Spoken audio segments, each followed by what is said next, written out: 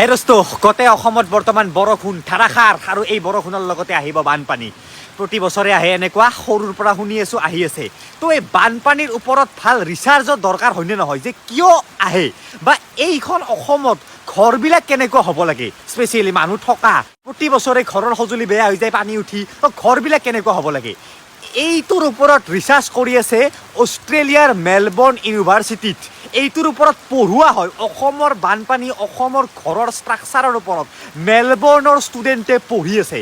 আচৰিত নহয়নে মই মেলবৰ্ণত গৈ কি দেখিছিলোঁ চাওক ডাইৰেক্ট ভিডিঅ'টো মেলবৰ্ণত গুচি যাম বলক অষ্ট্ৰেলিয়াৰ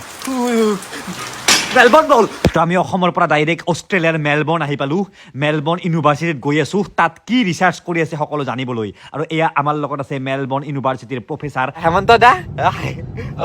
হেল্ল' ডিম্পু থেংক ইউ তুমি আহিছা ইমান দূৰলৈ আমাক লগ পাবলৈ আৰু হেমন্ত দাই চলা পিন্ধিছে চাওক মেলবৰ্ণ ইউনিভাৰ্চিটিত আৰু বাইদেউ ছেইম ইউনিভাৰ্চিটিতে কাম কৰে মই ৰিচাৰ্চ মেনেজমেণ্টত আছো মেডিকেল ফেকাল্টি আচ্ছা আচ্ছা তো এতিয়া বলক মেলবৰ্ণ ইউনিভাৰ্চিটি যাওঁ আৰু তাত কেনেকৈ কি কাম হয় অসমৰ লগত দেখাব চেষ্টা কৰোঁ ভাল পাব অলপ জানিব শিকিব বুজিব লগা ভিডিঅ' চাই থাকক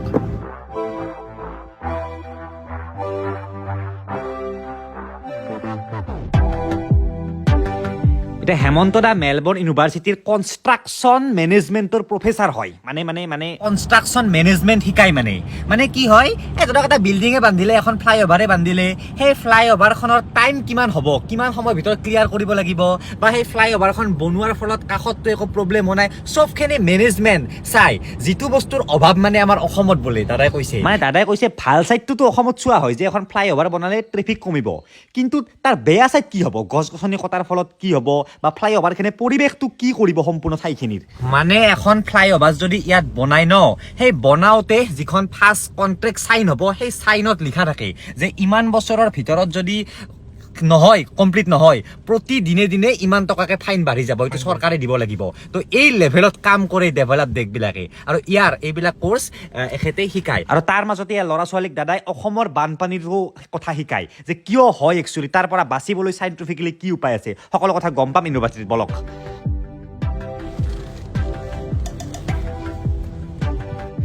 তো আহি পালোঁ আমি ৱৰ্ল্ড ফেমাছ মেলবৰ্ণ ইউনিভাৰ্চিটি আমি পিছৰ ৰাস্তাতে সোমাইছোঁ যিহেতু দাদা প্ৰফেচাৰ হয় কোনো প্ৰব্লেম নাই পাছ আছে আৰু সোমাব পাৰি ভাল লাগিছে ইমান এখন ডাঙৰ ইউনিভাৰ্চিটি আহিব পাৰিছোঁ আহি পালোঁ আমি ইউনিভাৰ্চিটি কেম্পাছ মানে ৰাতি আহিছোঁ না সেইবাবে মেইন হিয়েৰে অহা নাই এইটো হৈছে আৰ্টছ এণ্ড ছায়েন্সৰ মানে কেম্পাছ আৰু এতিয়া দাদাৰ ডিপাৰ্টমেণ্টত গৈ আছোঁ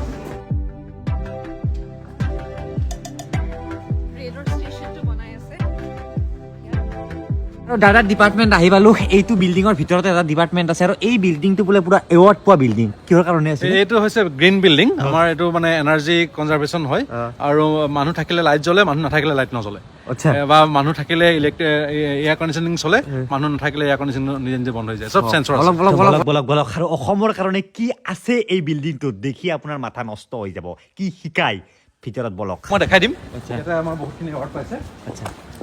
আপোনাৰ ডিপাৰ্টমেণ্ট ইয়াৰ ভিতৰতে আছে মোৰ ডিপাৰ্টমেণ্ট ইয়াৰ ভিতৰতে আছে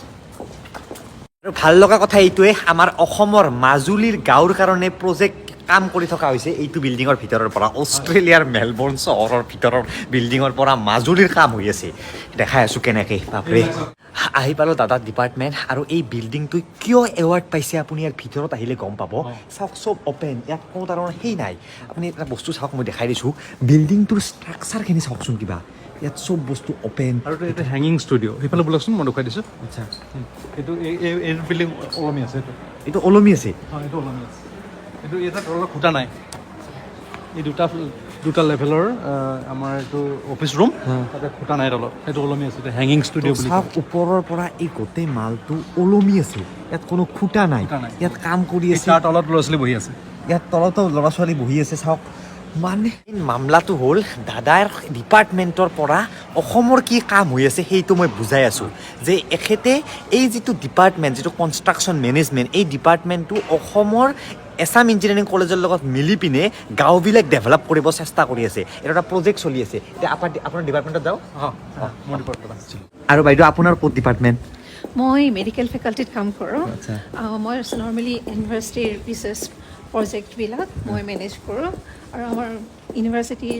2/3 of the project actually medical faculty পায় আৰু আমাৰ is a huge research income আমাৰ ফেকাল্টিত আছে আৰু সেই প্ৰজেক্টবিলাক মই মেনেজ কৰোঁ আৰু যেতিয়া কোভিড হৈছিলে তেতিয়া মোৰ ডিপাৰ্টমেণ্টতে বহুত কোভিডৰ ৰিচাৰ্চ হৈছে মানে এই ভেকচিন বনোৱা চনোৱা সেইবিলাক তো আহি পালোঁ দাদাৰ ডিপাৰ্টমেণ্ট বৰ্তমান ৰাতি হৈছে মানুহ চানুহ নাই দাদাৰ ডিপাৰ্টমেণ্টত এইখন বৰ্ড চাওক এইখন চিনি পাইছে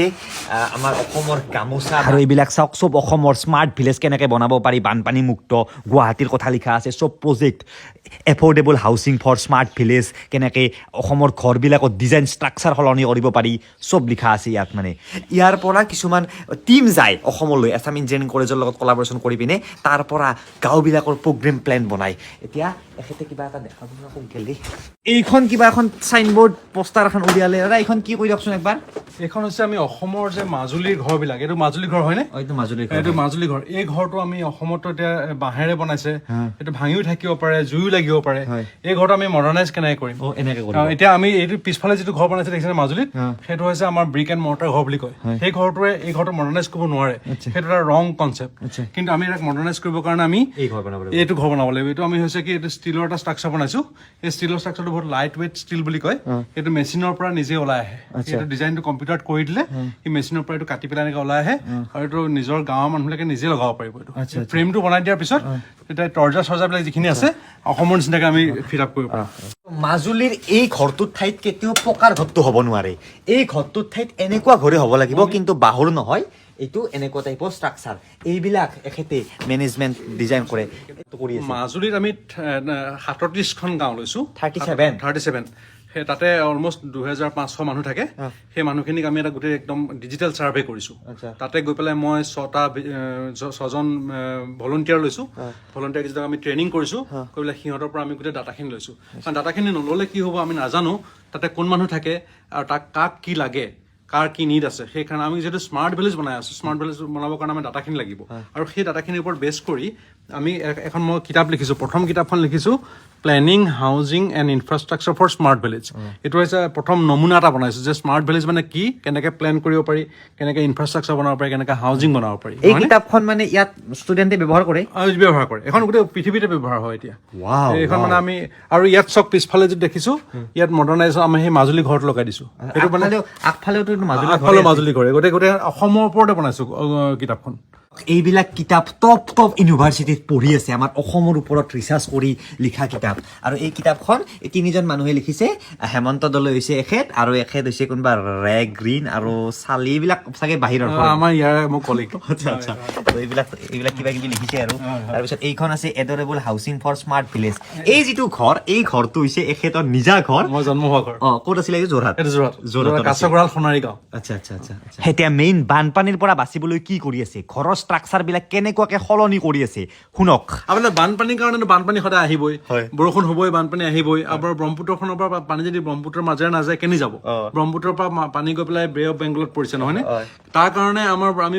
ফ্লাড প্ৰব্লেমটো সলনি চেঞ্জ কৰিব নোৱাৰোঁ কিন্তু তাৰ কাৰণে আমি কি কৰিব পাৰোঁ আমি চেল্টাৰটো ভাল বনাব পাৰোঁ এইবিলাক যিবিলাক আপোনাৰ মাজুলীত যিবিলাক ঘৰ বনাইছিলে চাংমঙলা সেই চাংমঙলাটো আমাৰ মেবি চলিউশ্যন সেই চলিউশ্যনটো আমি কিন্তু চাংমঙলা বনালে নহ'ব চাংমঙলা আমি মডাৰ্ণাইজ কৰি বনাব লাগিব সেইকাৰণে আমি এই ৰিচাৰ্চটো কৰি আছোঁ ইয়াতে ৱাও কিন্তু বানপানী ৰাখিব পৰা নাযায় দিয়ক বানপানী আল্টিমেটলি আহিবই দাদা অসমত মানে বানপানীৰ সময়তে কিবা কিবি কাম কৰে এটা ঘৰ বান্ধিলে কোনো বিশেষ পাৰ্মিশ্যন ল'ব লগা দৰকাৰ নাথাকে চৰকাৰৰ পৰা যে আজিকালি কি কৰে মানুহে পথাৰৰ মাটি কিনে মাটি পুতি দিয়ে ঘৰ বনাই দিয়ে এইবিলাক মানে সেই হ'ব ন সেইবিলাকৰ কাৰণে আমাৰ বানপানীৰ সমস্যাটো বাঢ়ি গৈ আছে কাৰণ ব্ৰহ্মপুত্ৰখনে আমাৰ এটা মেইন পানীটো আপাৰ আছামৰ পৰা লোৱাৰ আছামলৈ আনি পেলাই বে অফ বেংগলত পেলাই দিছিলে সেইটো সদায় চলি আছে চলিও থাকিব এখেতে প্ৰফেচাৰ হিচাপে পৃথিৱীৰ যিকোনো ঠাই লৈ ল'ব পাৰে ৰিচাৰ্চৰ ছাবজেক্ট হিচাপে আফ্ৰিকাৰ কোনোবা দেশো ল'ব পাৰে আমেৰিকাৰ ল'ব পাৰে কিন্তু এখেতে মানে অসমতো যিটো ইম'চন সেই ইম'চনখনৰ কাৰণে মানে অসমখনক লৈছে হয় আৰু অসমত মই সেইকাৰণে স্মাৰ্ট ভিলেজ বুলি কৈছোঁ কেলে আমাৰ 33 কোটি মানুহৰ প্ৰায় 86% মান ৰুৰেল জেগাত থাকে আমাৰ গাঁৱত থাকে এতিয়া গাঁৱত কি কৰিছে তেওঁলোকে ঘৰ চৰ বেছি মাটি চাটি বেছি পেলাই টাউনলৈ গুচি আহিছে ইকনমিক বেনিফিটৰ কাৰণে কিন্তু সেইটোতো নহয় আমাৰ গাঁওবিলাক ইমান ধুনীয়া সেই গাঁওবিলাক আমি মেইনটেইন কৰি ৰাখিব লাগে এনে দাদা যেতিয়া ইয়াৰ ল'ৰা ছোৱালীক বিভিন্ন দেশৰ পৰা আপোনাৰ ষ্টুডেণ্টক যেতিয়া অসম বুলি কয় ইণ্ডিয়াৰ এটা পাৰ্ট বুলি কয় সিহঁতে কেনেকুৱা ৰিয়েকশ্যন দিয়ে মানে প্ৰথমতেতো অসমটো ধৰিবই নোৱাৰে নহয় কিন্তু এই যে আমি যিবিলাক কলাবৰেশ্যন কৰি আছো এনেকুৱা প্ৰজেক্ট কৰি আছো এইবিলাক প্ৰব্লেমবিলাক আমি ল'ৰা ছোৱালীৰ লগত আমি ডিছকাছ কৰো তেতিয়াহ'লে বস্তুটো তাহাঁতি গম পোৱা হৈছে অসম বুলি এটা যাব বিচাৰে না যাব বিচাৰে এতিয়া আৰু যাব এয়া ইণ্টাৰনেশ্যনেল ট্ৰেভেলিং ষ্টুডিঅ' এখেতে এটা প্ৰজেক্ট বুলি ক'ব পাৰি যে ইয়াৰ পৰা ল'ৰা ছোৱালী অসমত লৈ যাব মাজুলীত এইবিলাক দেখাব অসমৰ সমস্যা দেখাব সিহঁতৰ দ্বাৰা প্ৰজেক্ট তৈয়াৰ কৰিব চৰকাৰক দিব চৰকাৰে যদি চকু মেলি চাই ইয়াৰ ওপৰত কাম কৰিব আৰু ভিডিঅ'টোৰ শেষত দাদাই বুলি কিবা এটা গিফ্ট দিব কি মইতো এটা ৱাইন দিম কাৰণ আমি অষ্ট্ৰেলিয়াত খুব ৱাইন বনোৱা হয় আৰু খুব ভাল ভাল ৱাইন এইটো ধুনীয়া এটা বেগেৰ সৈতে তোমাক এটা ধুনীয়া ৱাইন উপহাৰ দিছো তুমি ধুনীয়াকৈ এনজয় কৰিবা গুৱাহাটীত থেংক ইউ এইটো দেখাইছো হা এই প্ৰজেক্টটো চোৱা এটা প্ৰজেক্ট এইটো এটা হৈছে ৰেচিডেঞ্চিয়েল ডেভেলপমেণ্ট প্ৰজেক্ট এইবিলাক মোৰ ষ্টুডেণ্টে কৰিছে ডিজাইন এটা থিংকিং কৰি এই প্ৰজেক্টবিলাক ডিজাইন ডেভেলপ কৰে তো এইটোৱে আছিল ভিডিঅ' মই দেখাব চেষ্টা কৰিলোঁ অসমৰ পৰা এজন মানুহ ইয়াত থাকি প্ৰফেচাৰ হৈ পিনে মেলবৰ্ণ ইউনিভাৰ্চিটিত 24 বছৰ কাল মানে তেখেতে অসমৰ ওপৰত কেনেকৈ কাম কৰি আছে দাদা এটা কথা কওকচোন আৰু ধৰক আপুনি যিটো কোৰ্চ পঢ়াই আছে বা মেলবৰ্ণ ইউনিভাৰ্চিটিত যদি অসমৰ ষ্টুডেণ্ট এটা আহিব বিচাৰে পঢ়িব কি কৰিব লাগিব মানে তেওঁ বেছিক ডিগ্ৰী তাতে কৰিব লাগিব কৰি পেলাই তেওঁ এপ্লাই কৰিব লাগিব ইণ্টাৰনেশ্যনেল যিটো গেটৱে আছে সেইফালৰ পৰা আমাৰ ইউনিভাৰ্চিটিত এপ্লাই কৰিব এপ্লাই কৰি যদি তেওঁ কোৱালিফাই কৰে তেতিয়াহ'লে আমাৰ কোৰ্চবিলাক চিলেক্ট কৰি পেলাই আমাৰ কোৰ্চত আহি যাব পাৰিব অ'কে আপোনাৰ কোৰ্চত আহিব পাৰিব কিন্তু মোৰ কোৰ্চটো মাষ্টাৰ্ছ প্ৰগ্ৰেম সাধাৰণতে আণ্ডাৰ গ্ৰেজুৱেটত নহ'ব আণ্ডাৰ গ্ৰেজুৱেটটো কৰি আহিব লাগিব আচ্ছা চিভিল ইঞ্জিনিয়াৰিঙত যদি কৰে বা এইটো মাল্টি ডিচিপ্লিনাৰী হয় যিকোনো এটা বেকগ্ৰাউণ্ডৰ পৰা এপ্লাই কৰিলে পাব চাওক না টেকন'লজি সেইটো অফিচ হয় সেই অফিচটো ওলমি আছে তলৰ পিনে মানুহে কাম কৰি আছে কোনো খুটা নাই এইবিলাক টেকন'লজি যদি অসমত বানপানীত ইউজ কৰি দিয়া হয় নিশ্চয় ইমান ষ্টুডেণ্ট আছে কিন্তু একদমেই কোৱাইট হয় মানে কি ক'ম আপুনি য'ৰ পৰা ভাবা চিন্তা আৰম্ভ কৰে তাৰ পৰা এখন মানে ইয়াত মানে কামবিলাক আৰম্ভ হয় মানে দিয়ক তে এইবাৰ বানপানী নাহক তাৰে আশা কৰি ভিডিঅ'টো বনালোঁ কিবা কিবি বনাই আছে প্ৰজেক্ট ডাঙৰ ৰ'ব আৰু এটা কথা হিমন্ত বিশ্ব শৰ্মা ছাৰেও এখেতৰ মানে কথাটো ছাপৰ্ট কৰিছে আপোনাক ভালকৈ জানে ভালকৈ জানে মই হিমন্ত বিশ্ব শৰ্মা ছাৰ যেতিয়া ফাইনেন্স মিনিষ্টাৰ আছিলে তৰুণ গগৈ ছাৰৰ দিনত তেতিয়া আমাৰ কলাবৰেশ্যন আৰম্ভ হৈছিলে তৰুণ গগৈ ছাৰ তেওঁলোকৰ মিনিষ্ট্ৰী হাৰিলে নতুনকৈ